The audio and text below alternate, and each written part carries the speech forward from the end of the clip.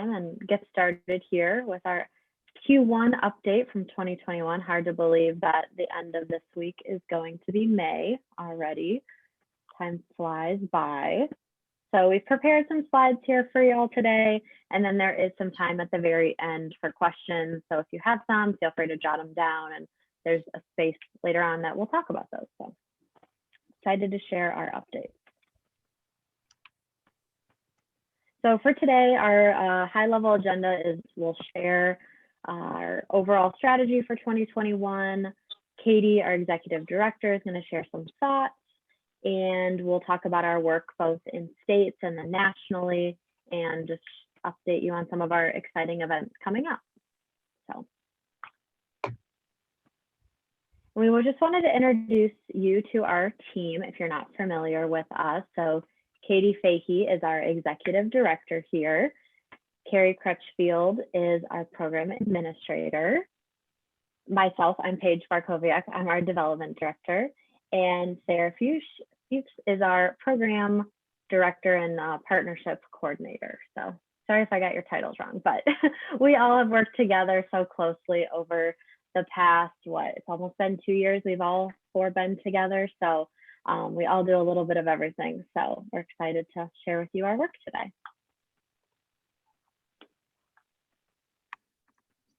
So I'm just gonna stop screen sharing real quick. So all you get is Katie's face here real quick. All right, thanks everybody. So excited to see you guys today and to be doing our quarterly update. It has been quite a year already. We've really started with focusing on our strategy. COVID definitely interrupted our plans last year, especially with not being able to go onto the ground and really do the hard work of organizing. Moving to only online took a shift, and it really had us looking at our strategy. And so that's what I'll be starting with sharing today. We've done a lot of work. We actually have had some amazing volunteers who've done strategy their whole lives, who've come in to help us to really try and figure out where to start to make the biggest impact. We have very ambitious goals of trying to be a lot of things to a lot of people, but so really figuring out what are the right steps to do in what order has been really critical to that. So Paige, if you want to go ahead and share the screen again. Really, when it comes down to it, we've broken our work into three main components.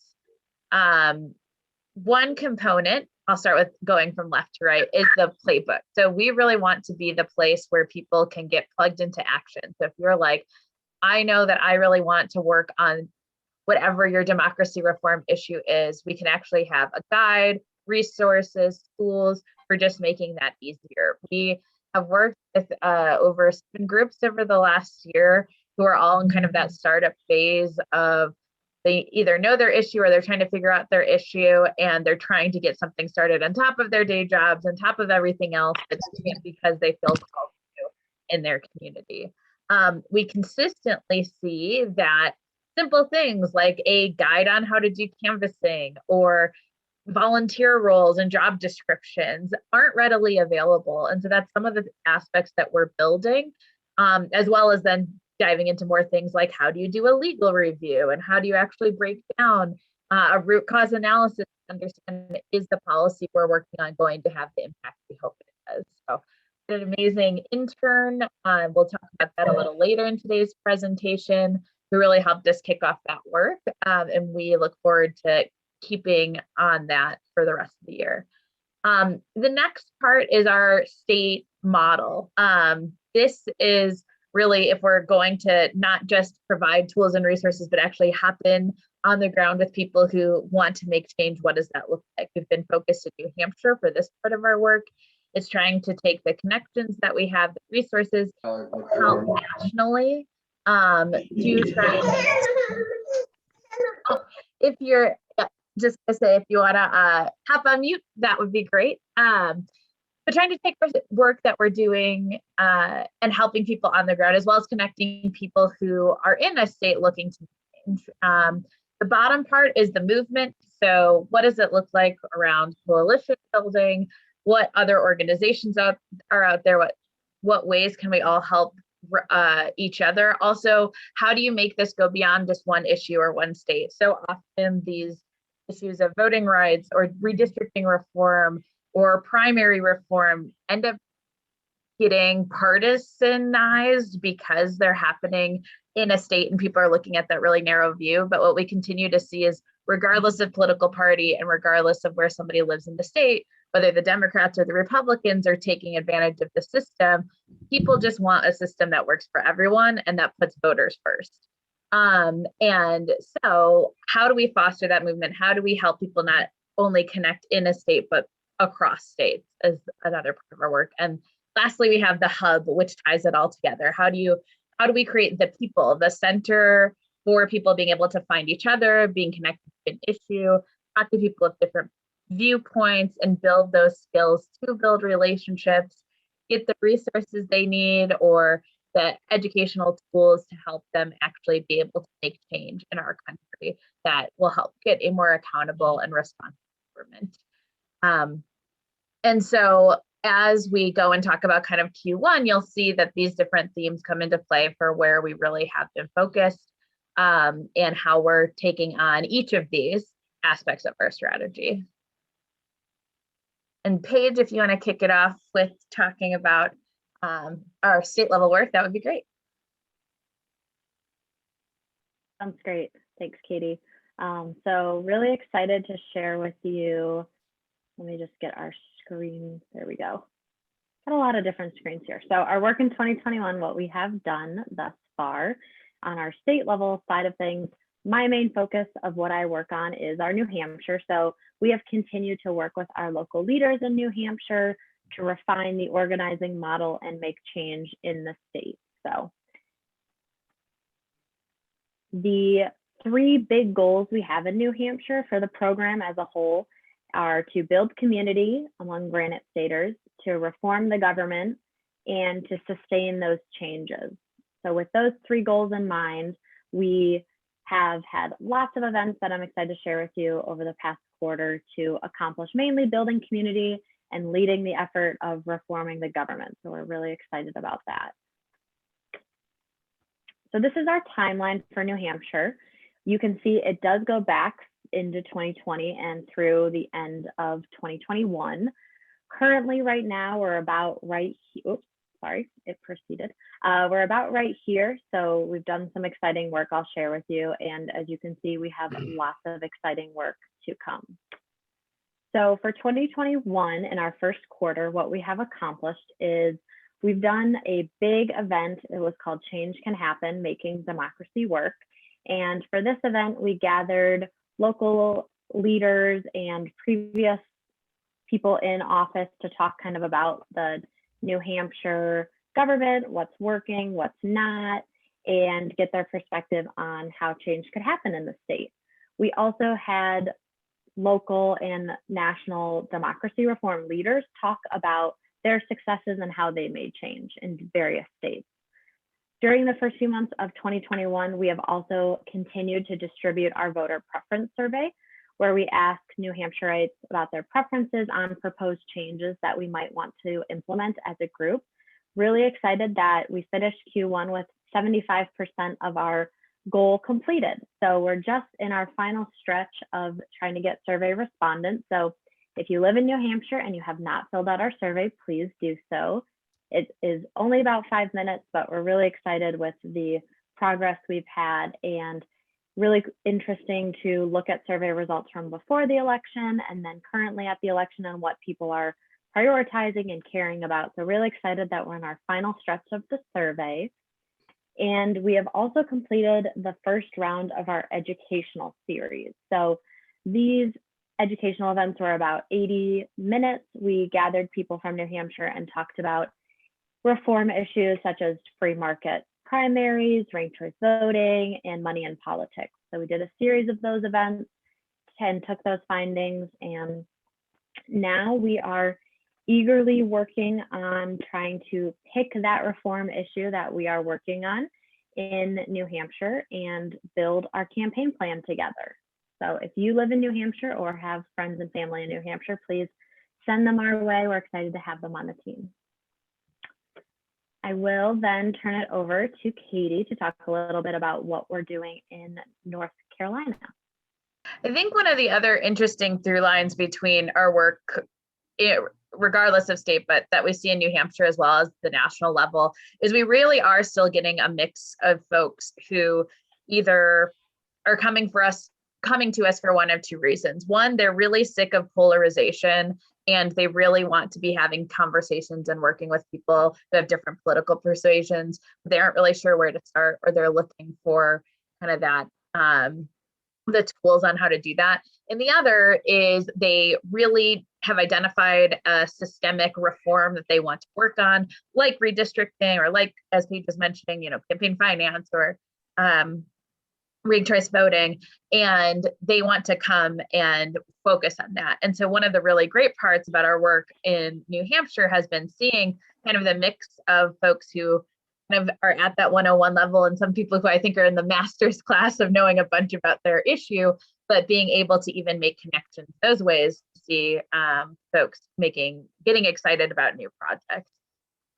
Redistricting has been another huge aspect of our work. We continue to meet and talk with groups about redistricting or reform and what they can do. We've been working in about 9 different states in Q1. But really, when it comes down to it, this is a really important year for redistricting. Every single state will be doing their redistricting.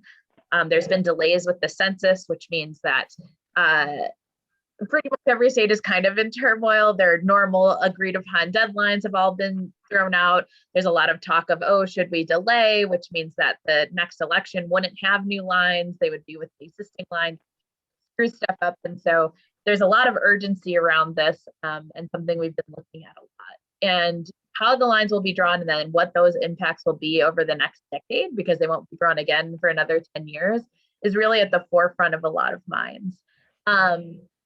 In general, helping people get connected to this work, figuring out what they can do, whether they live in a state that has the legislature drawing the line, or they live in the state with an independent commission that's drawing the lines.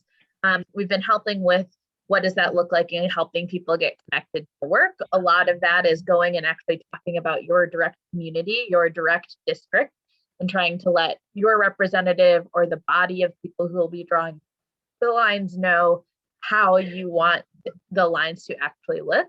But we've also been focused in a couple different states. As you notice, we have a picture of Harry on here with his puppet character, which is Flush Gerrymander. And it's flushgerrymander, or .org. I'll let you guys know. But he contacted us. Harry and I met several years ago, maybe 4. And he's just a very passionate individual who was trying to raise awareness about gerrymandering, this topic that can seem really obscure, and just break it down into the simple facts of what it is. He reached out to us. He lives in North Carolina, a state, and I have some pictures of North Carolina that has been gerrymandered by the Democrats as well as by the Republicans for years. Has had multiple lawsuits, had to redraw their lines this last decade because the lines were drawn unconstitutionally. And there's a lot of people who are working on this issue there, but he was really wanting to figure out how can they put together a robust education strategy that can have an impact, where even if they can't change who's going to draw the lines, how do they still make sure people understand how their voices can be heard, and not only advocate for something better, but also be able to directly advocate for themselves and their communities. So we were able to pull together a strategy meeting with over 40 different organizations, everything from church groups to family law practitioners to former legislators on both the right and the left. And it's been really great to work there. Just one example of one of the states that we're digging into, but trying to help them really think about what are going to be our goals, our metrics, how are we going to measure success, and how can we impact. We also continue to help states like Wisconsin, New Hampshire, of course, and a handful of others in similar ways.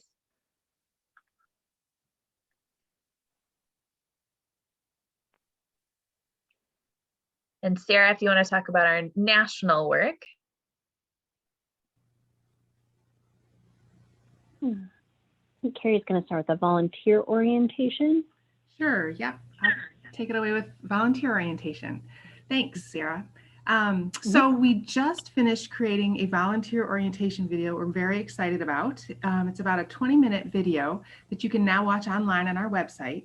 And the purpose of the video was to provide additional information on who we are as the people, our organization, the work that we do, and how you can get involved and make a difference. So we're excited to share this newly finished project with you and with all our other volunteers through our website. So the web address is there on the screen, thepeople.org/VO for volunteer orientation, and encourage you all to take a look at it.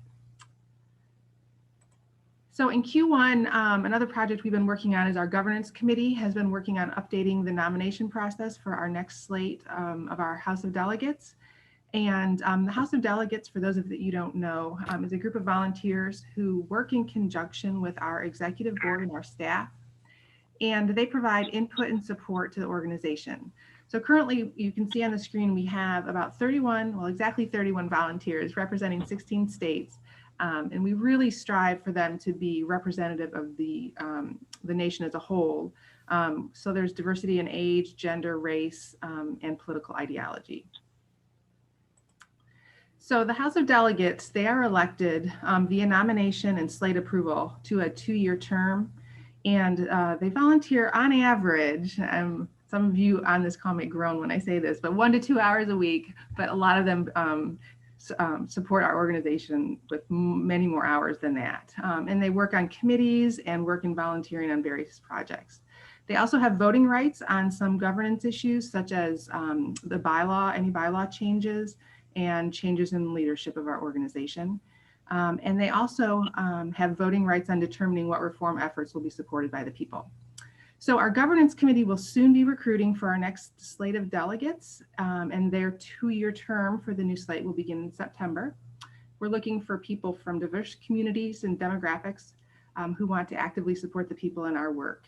So nominations will begin after our National Assembly on May 16th. And if you're currently an active volunteer with the people, keep an eye out in your email or in a weekly newsletter to find out how to nominate yourself or others.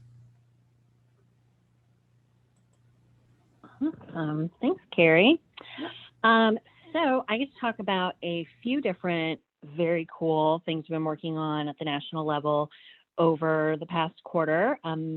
Many of you have been hard at work with me, so glad to have you here as we talk about what we've been able to do. So we started off early in the year with developing what we call our Citizen Engagement Forum. This came out of, as we talked about what our National Assembly and kind of larger national movement would look like, and the desire to have some of those really tough but necessary conversations around the issue areas that we're really passionate about, and all those issues coming out of our Declaration of the People, one of our founding documents that really kind of shapes the work that we do. So we had 3 different events, a total of 76 people attend those variety of events, and looked at things like good government, money in politics, and moving beyond political parties. This is a series that has the potential to grow with us, that don't be surprised to see events similar to this in the future as we continue to need to have a space to have these conversations that dig a little deeper into specific issue areas and allow us to kind of hear from experts in the area, give some insights, and then just have some discussions around those. A big thank you to Independent Voting, who joined us in co-sponsoring this series. It was, a huge value to us to have that partnership, and we look forward to continuing again as we potentially grow the program to have other organizations be able to partner with us in that as well. And as I mentioned, that was all sort of a precursor to the National Assembly, which we're really excited about and is coming up at the speed of light. We're just about 2.5 weeks away, Sunday, May 16th. So for anyone that has not yet registered, please mark those calendars and plan to do so. Please don't get overwhelmed by the fact that that is a 4-hour chunk of time. I promise it is going to be 4 very valuable and important hours that are going to go a lot quicker than 4 hours on a Sunday sounds like it would go. It's different than events we've done in the past. For many of you, a National Assembly is something that you've attended with us before, either in DC in person with our first event in 2019, or the virtual event that we did last year in 2020. This year, one of the things that we've heard and been very receptive to over the course of the last year is there is a hunger to have some really meaningful conversation with people that maybe we wouldn't otherwise have the ability to talk with, and hear from different perspectives and just kind of dig deeper into those really important issues, as we talked about with the Citizen Engagement Forum. So we really structured this event to accommodate that. We'll have the opportunity to hear a little bit about, from Katie and Andrew about the sort of the direction of the organization, but then the bulk of the time is going to be spent in 3 different discussion sessions where we're going to be talking about what it is, what an effective election is. Our theme for the event is seeking effective elections.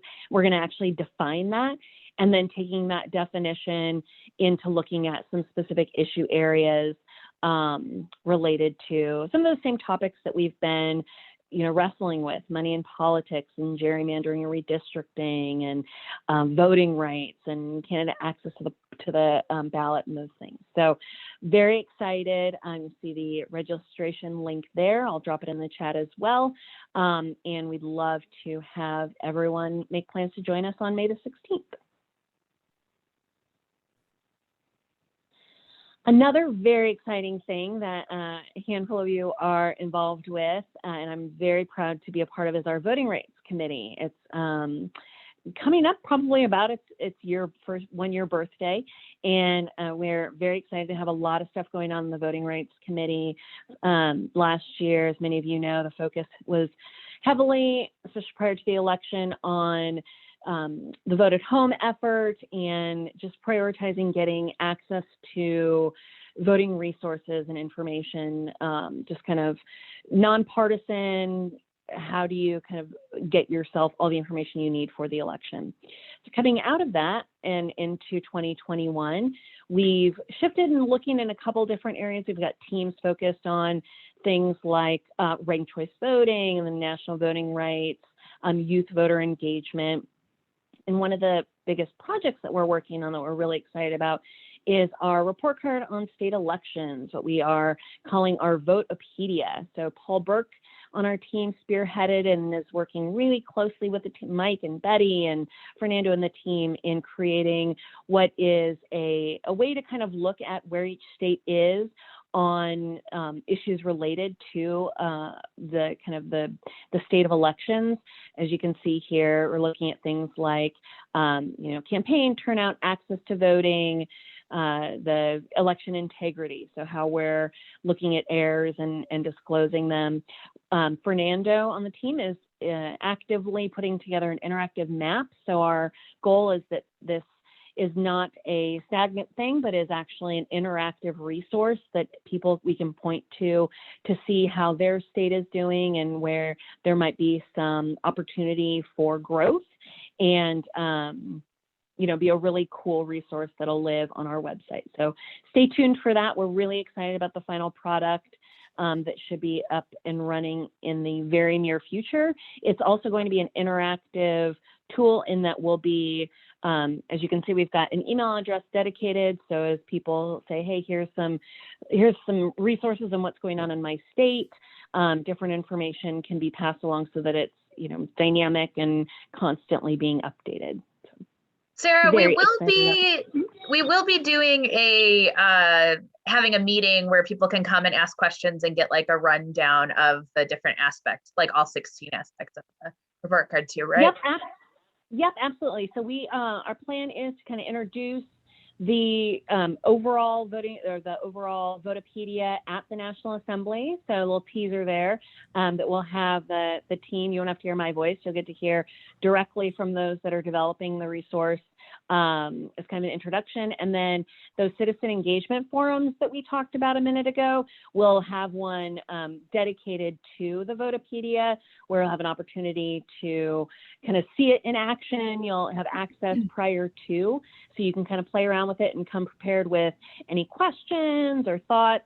We'll have some time built in for some Q&A, and ideally be able to use that session as sort of a YouTube resource video for people to access as they're using it too. So we're really excited about that. No date yet on the calendar, but likely end of May, beginning of June is when that'll happen.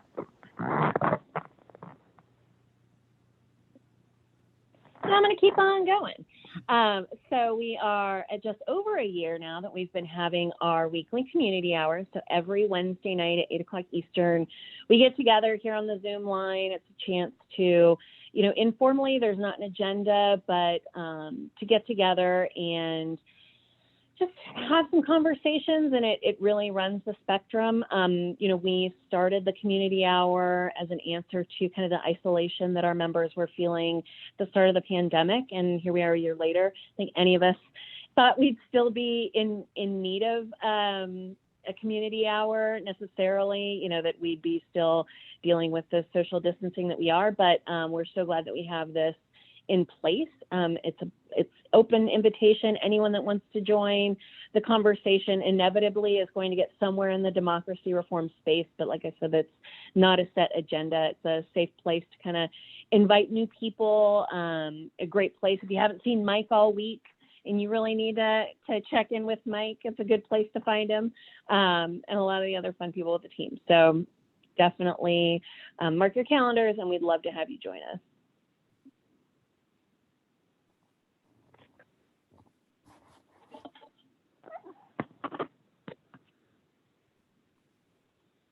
In Q1, we also welcomed more interns into our intern program. So you can see on our screen 4 of our interns that you may have interacted with over Q1. So Monsi on your far left side, she was our policy development intern working on our playbook.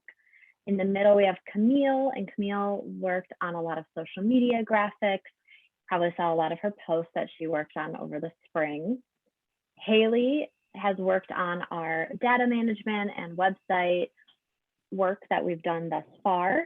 And Ariana on your right-hand side is working in New Hampshire. She actually lives there and is working on community organizing with us. So we have had a really busy Q1 with our interns, and we are actively recruiting for our summer cohort of interns, hoping to fill about 6 roles. So if you, your children or grandchildren or nieces or nephews are interested in an internship, head over to our career section on our website. We have quite a bit opportunities for them to engage with us.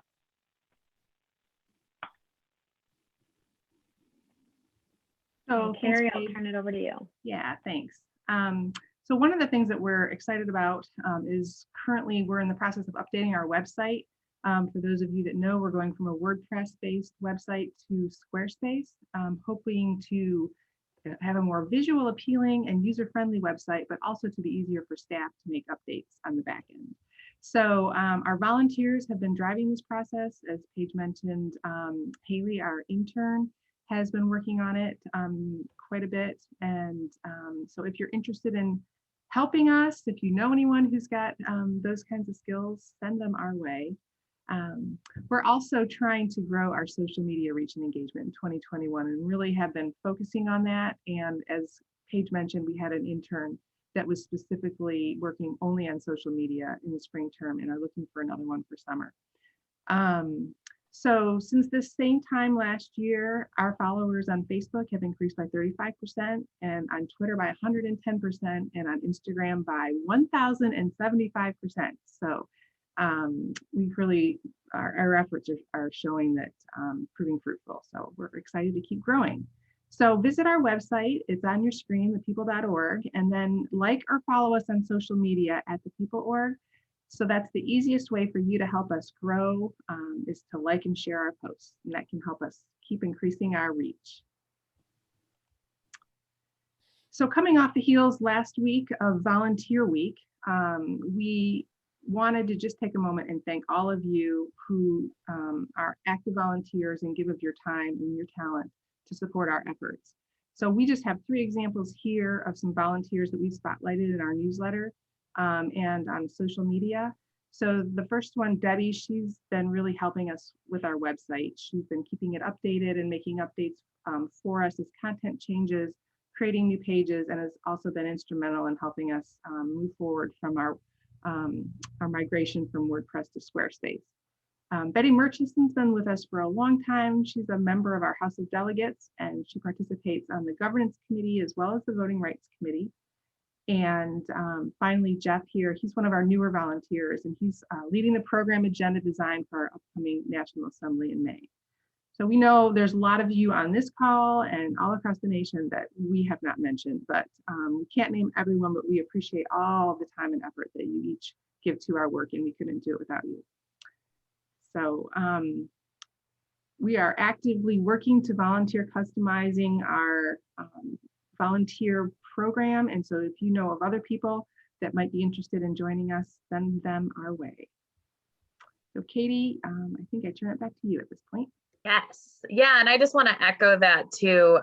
We exist to help volunteers make a difference in the world, but volunteers also help make this organization everything that it is. One of the shifts we made this year, we had the National Assembly in Washington, D.C. We had a great virtual event last year. And when we were looking at this year, we thought, staff has been the primary designers and drivers of that. And what if we opened up the design room and invited people, and would they want to come? And when we put that call out, we actually got a huge response. It's been really incredible. We've got a team of about 30 to 40 who've been working, weekly on how do we design this event? What do we want it to look like? We settled on the theme of, finding effective elections, really because there is still a lot of turmoil and feelings, even about how the 2020 election happened.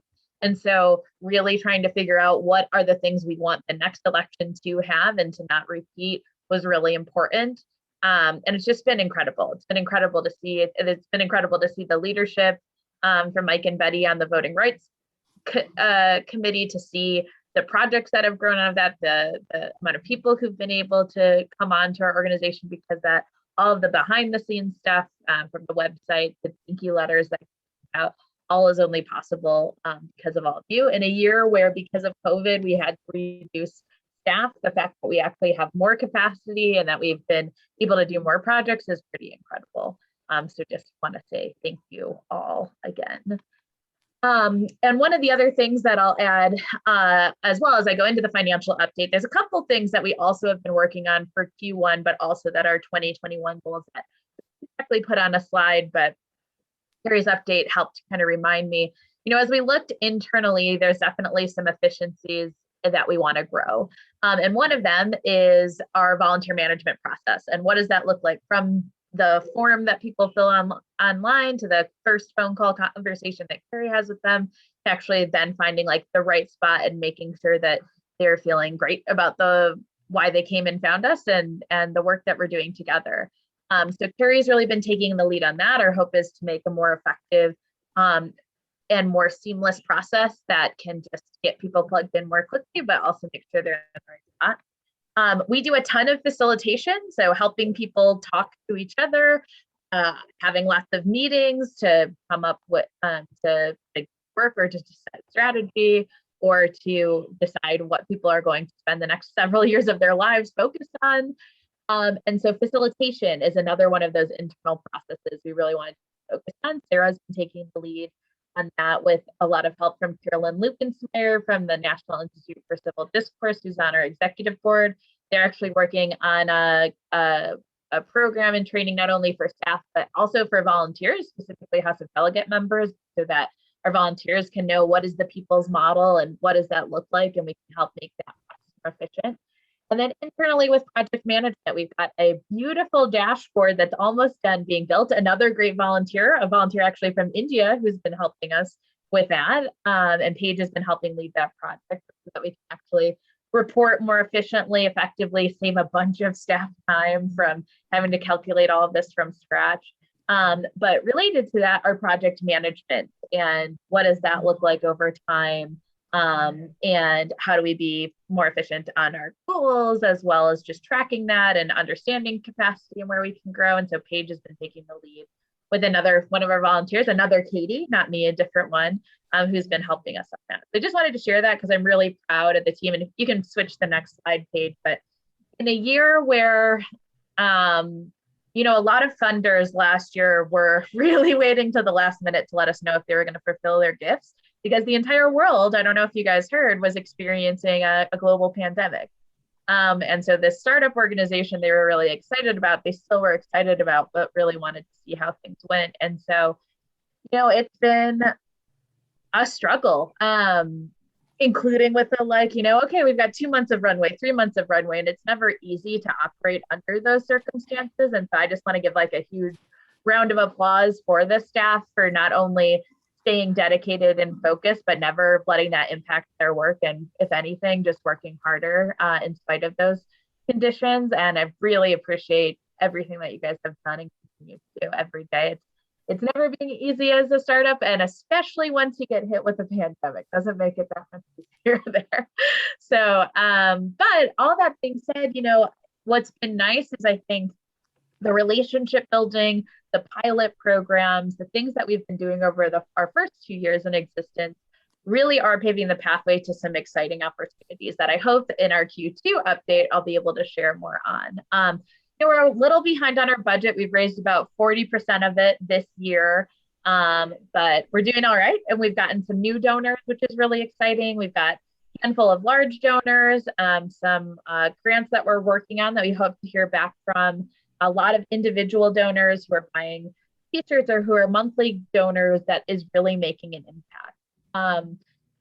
We are definitely staying focused on this. This is probably the thing I think about and do and work on every single day. And if anybody has additional prospects or ideas of who might be excited about our work, we'd love to go and do that. We also have a great grant committee that is focused on how do we find other grant opportunities that support our work or that sometimes can even start new programs.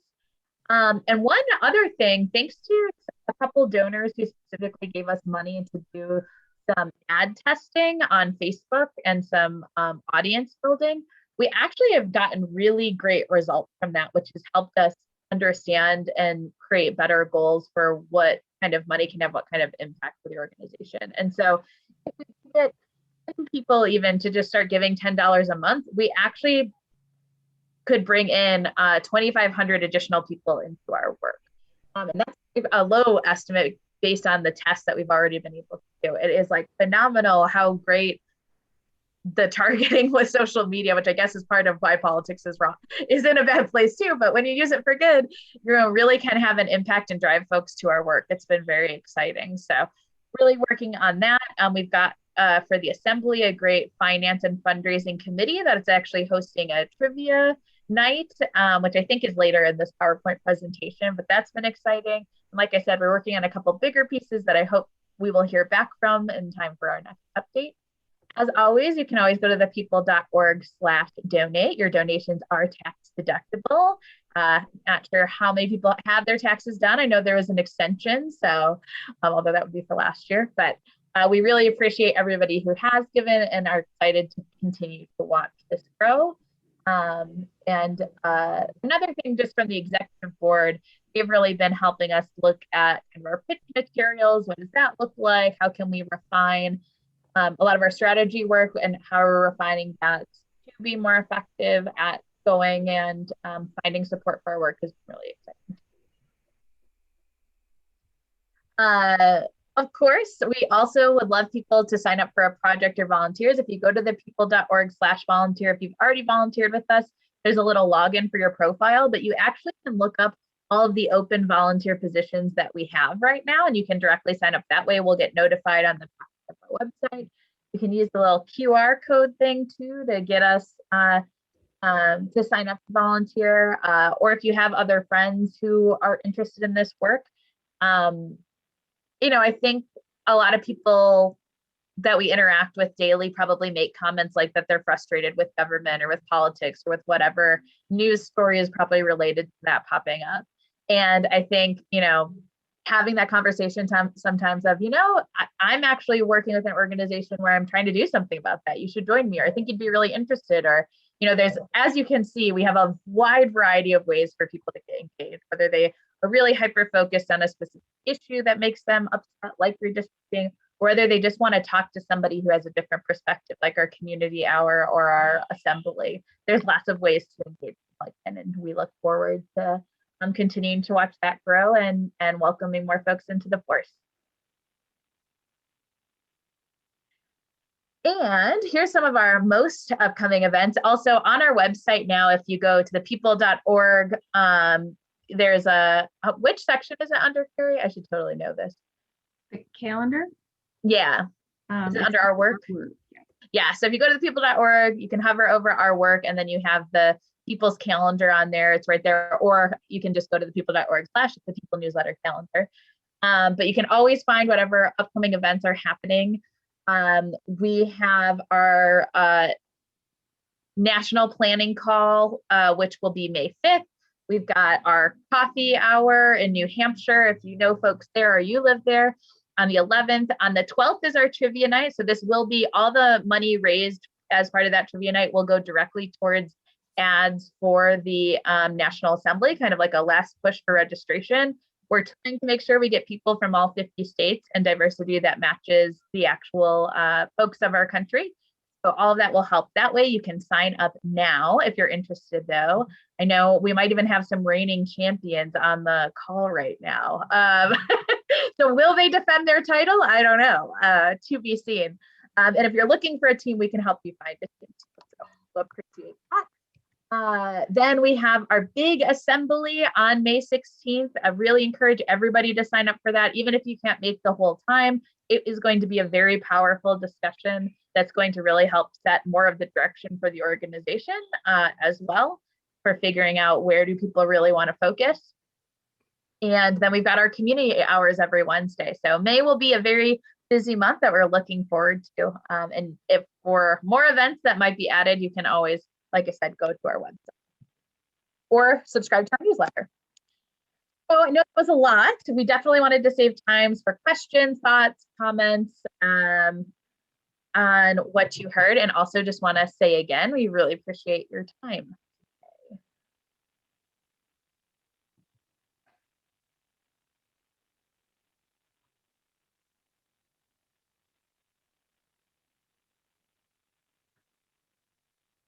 I've never heard this room so quiet. So true. Mike, anything else that you want to add from kind of the first quarter from the Voting Rights Committee? If not, that's okay. I'm kind of putting you on the spot. Well, I think it's Sarah did just a superb job. She really summed it up perfectly. It's really so. Well, I will add one thing. Our other hope, and she talked about the interactive feature about. We've got one guy in Kentucky, and the minute something happens there, he posts and calls up about it immediately. And we're looking for that kind of correspondent on the ground because there's just an entirely different quality to our volunteers and people who actually live there and know the feeling as well as the facts. And but particularly with Sarah and with all of your connections, we hope to grow this to a thing. Sarah's talking in particular about Represent US. That has a lot of people involved in different areas. And we did a good job, I think, Kathy, with the SAVE challenge and jumping out there to extend our reach as much as possible.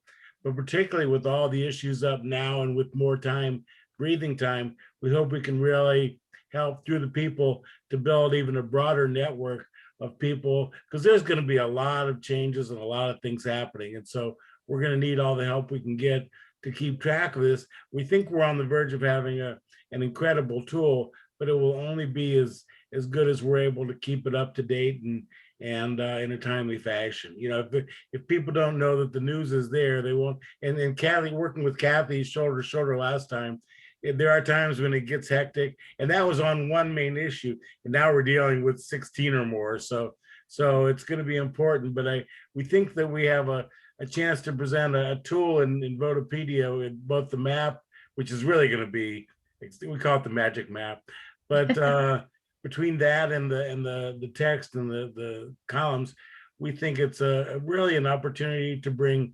objective facts out there, you know, bent toward nobody, but giving people a chance based on the facts on the ground.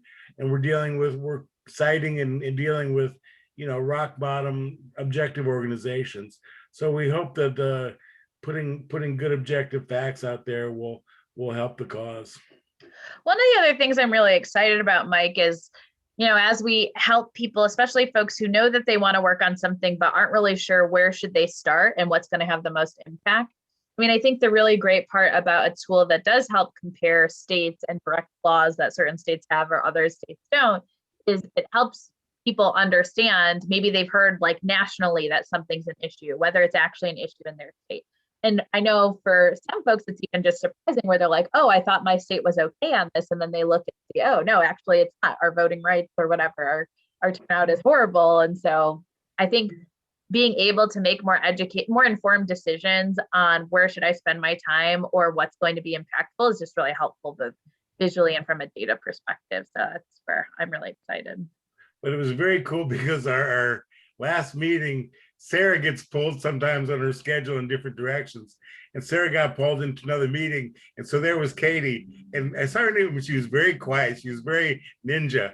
And but she was really there paying attention to the whole thing. And it was kind of cool because she got to see exactly, how the sausage was made. And we really have an exceptional group of people, the ones mentioned, but some more too. And so when something comes up, we really have people thinking about it and analyzing, and we have a good group session going. So very excited about that. Yeah. All right. Any other questions, comments, anything else from staff that we didn't mention? Only other thing I wanted to add in was for our current interns, we're looking for a redistricting project intern, a finance intern, website, social media, HR, and maybe I'm missing one or maybe I'm not. Oh, and another New Hampshire organizing intern. So big swath, but we're really excited. I'm really proud too. I really want to give a shout out to particularly Sarah, but Sarah and Carrie, and the whole team. Paige helps too.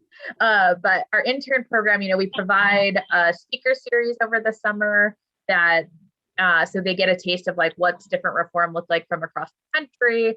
We have them work on a group project like a trivia night, so they get to meet each other. And I think we've just put together something that really, so far as we've gotten reviews from the students, is really impactful. So very proud of that. Katie, I've got a question. Yeah. Based on your expertise, yesterday, to me, it was kind of a gut punch on the census results. Yeah. Because I'm here in Arizona, and we know all these kids, Latinos and everything. And in my estimation, there's a lot of intentional undercounting, and it caught a lot of people by surprise. And of course, can't do much about it for 10 years. Except I wonder, is there an opportunity? I mean, because these are millions of people that really are out of the national figuring at this moment. Of course, they can still vote, the citizens.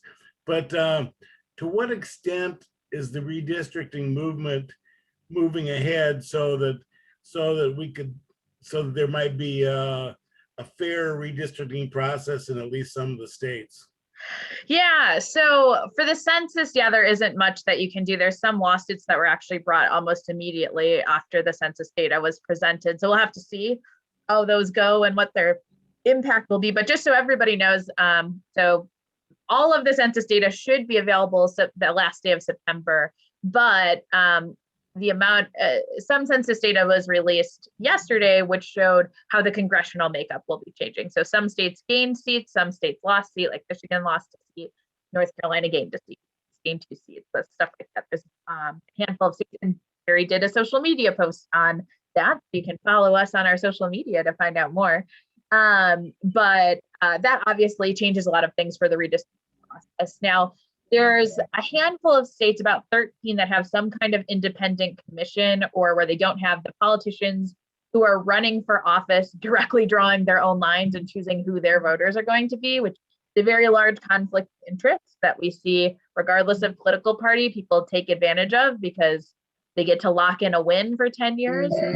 And so on that front, there are still some efforts in about 5 states to try and, even if the legislators are still going to draw the lines in their state, can they add more transparency to it? So the data that they're using, can they require that they will have to make that available?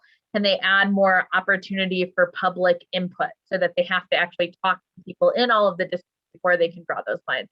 These things can actually make a really big difference. They can get more fair maps. I won't say that they're not gerrymandered, because I think they still probably will be, which means that the political parties are trying to still, move around the numbers to manipulate how the outcome of the election will be.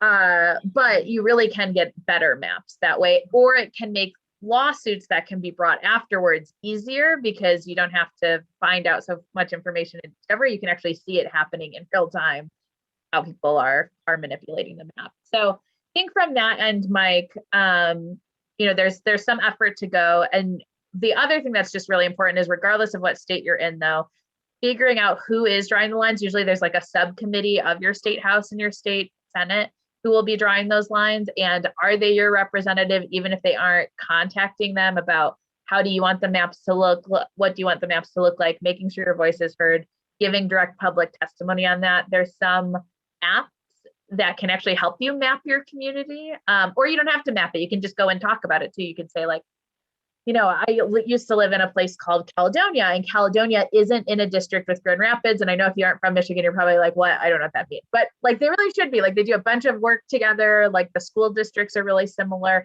And we were stuck with a community that's like, the next biggest city is about 60 minutes away, and it's completely rural. And so like, one of the things I went and talked to my representative about, like, I really see that there's much more shared interests, and that we'd have a representative who could represent us better if the boundaries instead included Gaines Township with Grand Rapids and some Gaines Township with Wayland.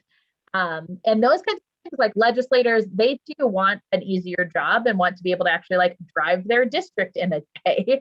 And so that kind of stuff can be really impactful. And those are one of the ways I would really suggest people can get involved. I'm hoping our website will actually have examples of ways to give testimony, what those hearings are, how to get connected in the next couple of months as our intern comes on. Yeah. And then, you can always change the lines after. There's two other, this is clearly a topic I know too much about. There's two main ways that I think that's really good. I mean, making sure that the process can be fair in 2030, even though that's 10 years away, you're still guaranteeing voters that will still be voting then, like that opportunity for a fair process. So I think that that's really important, and you shouldn't, part of the problem we ran into is COVID happened. Nobody was expecting that. But we had 7 ballot initiatives that all ended up not passing, basically, for redistricting reform in 2020. Somewhat related to COVID, but also now they don't have enough time to do one again before the line's going to be drawn.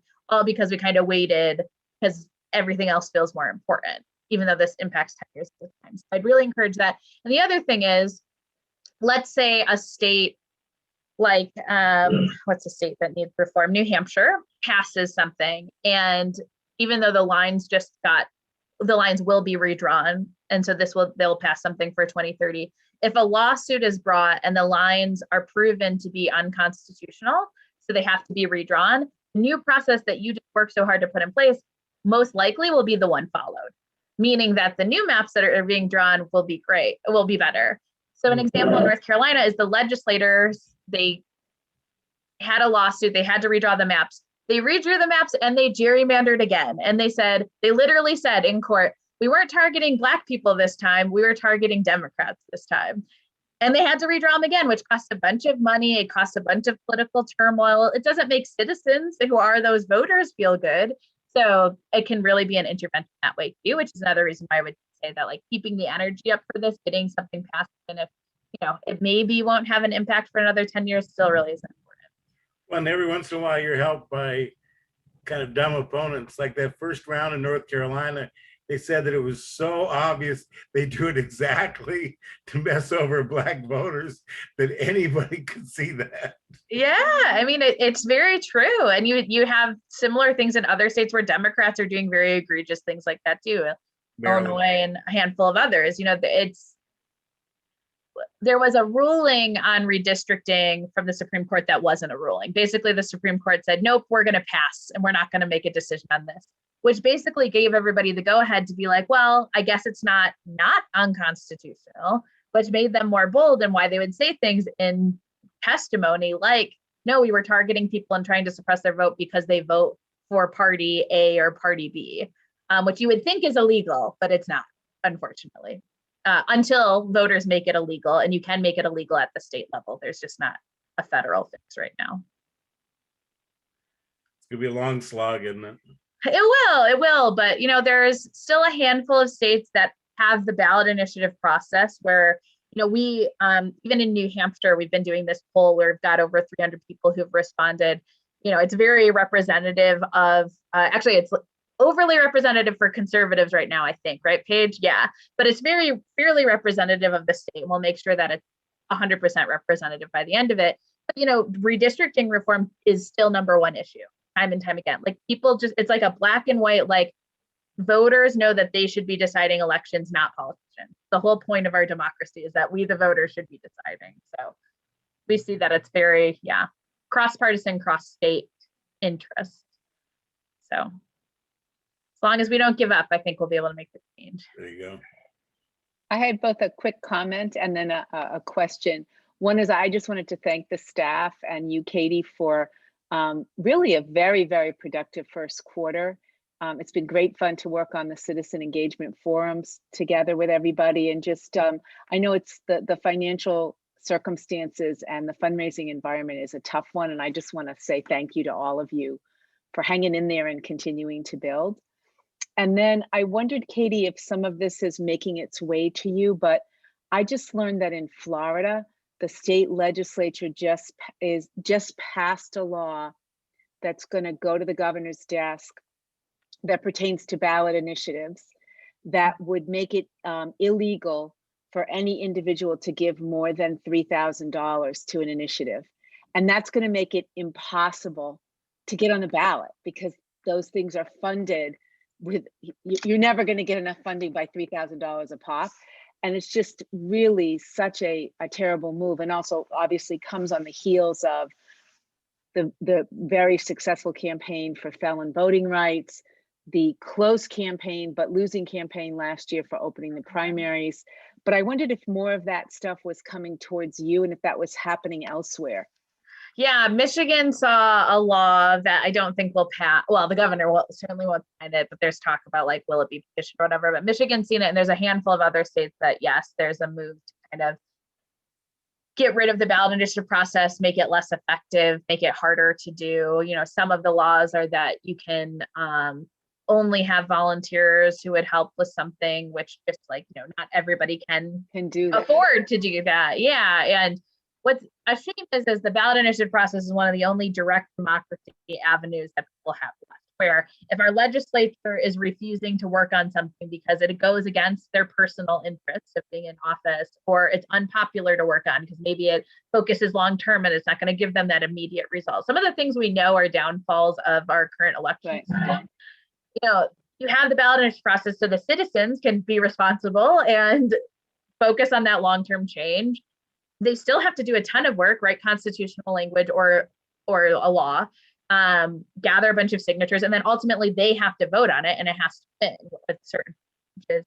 And so to have that reduced or to make it even harder, it's a shame when we should be expanding it to states that don't have it, which primarily are states in the South that were slave states that they didn't want all voters to be able to have that kind of power. The history reflects. And so it is a really big shame. And our organization, that's another thing that we continue to see, even in the New Hampshire polling, is performing really well. People like having direct democracy. They do trust themselves. They do want an avenue to be able to make change. And so I do think that if there's ways that we can help provide advocacy for that or be looking at strengthening those, we're looking to do that. There's an organization called BISC, the Ballot Initiative Strategy Center. I've got a call with one of their folks just to try and see kind of where they're at and what other help they might need for and if there's ways that our volunteers who are interested in that can get plugged in while we're.